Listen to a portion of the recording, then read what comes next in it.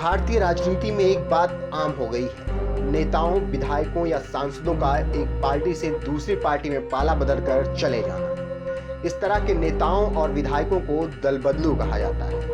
भारत में पाला बदलने की इस प्रवृत्ति के लिए आया राम गया राम मुहावरे का भी इस्तेमाल किया जाता रहा है।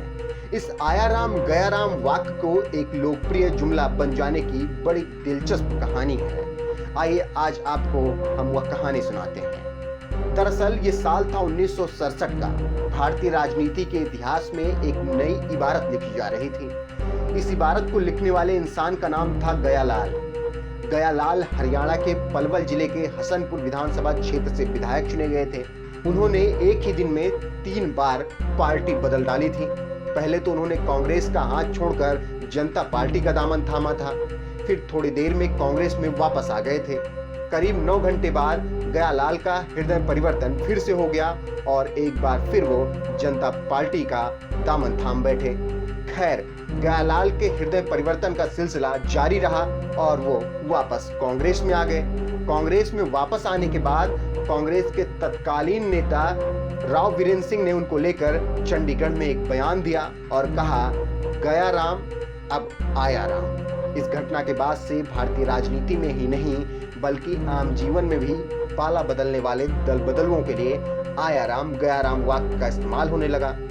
वहीं आपको बता दें कि आया राम गया राम राजनीति का सबसे बड़ा केंद्र हरियाणा रहा है। दरअसल साल 1980 में भजन लाल जनता पार्टी को छोड़कर 37 विधायकों के साथ कांग्रेस में शामिल हो गए थे और बाद में राज्य के मुख्यमंत्री बन गए। वहीं 1990 में उस समय भजन लाल की हरियाणा में सरकार थी। बीजेपी के केएल शर्मा कांग्रेस में शामिल हो गए।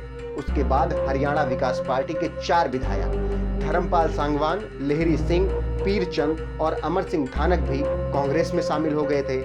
इसके अलावा 1996 में हरियाणा विकास पार्टी और बीजेपी गठबंधन ने सरकार बनाई। बाद में हरियाणा विकास पार्टी के 22 विधायकों के पार्टी छोड़ने की वजह से बंसी लाल को इस्तीफा देना पड़ा। हरियाणा विकास पार्टी के 22 विधायक INLD में शामिल हो गए।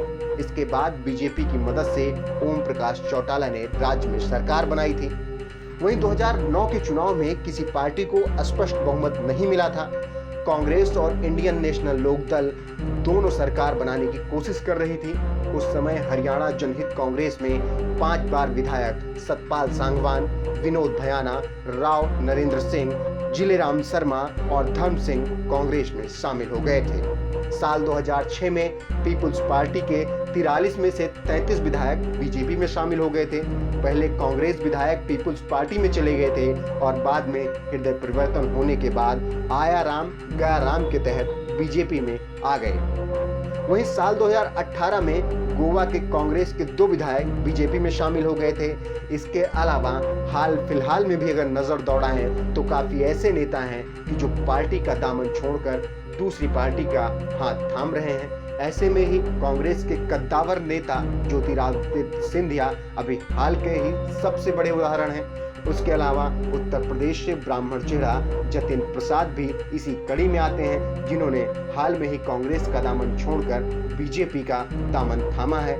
इसके अलावा देश के अलग अलग राज्यों में ऐसी खबरें आती रहती हैं। लगातार नेता एक पार्टी छोड़कर दूसरी पार्टी में जाते रहते हैं। वहीं अगर नजर दौड़ाएं बंगाल विधानसभा चुनाव के पहले भारी मात्रा में टीएमसी के नेताओं ने पार्टी छोड़कर बीजेपी का दामन थाम लिया था। हालांकि चुनाव के बाद जब प्रचंड जीत हुई टीएमसी की तो उसके बाद कई नेता फिर से अपनी पार्टी में आया राम गया राम के तहत वापस चले गए। इसके बाद ये कहना गलत नहीं होगा कि दल बदलुओं के लिए ये मुहावरा सबसे सटीक है कि आया राम और गया राम या गया राम आया राम। ब्यूरो रिपोर्ट, नमन सत्य न्यूज।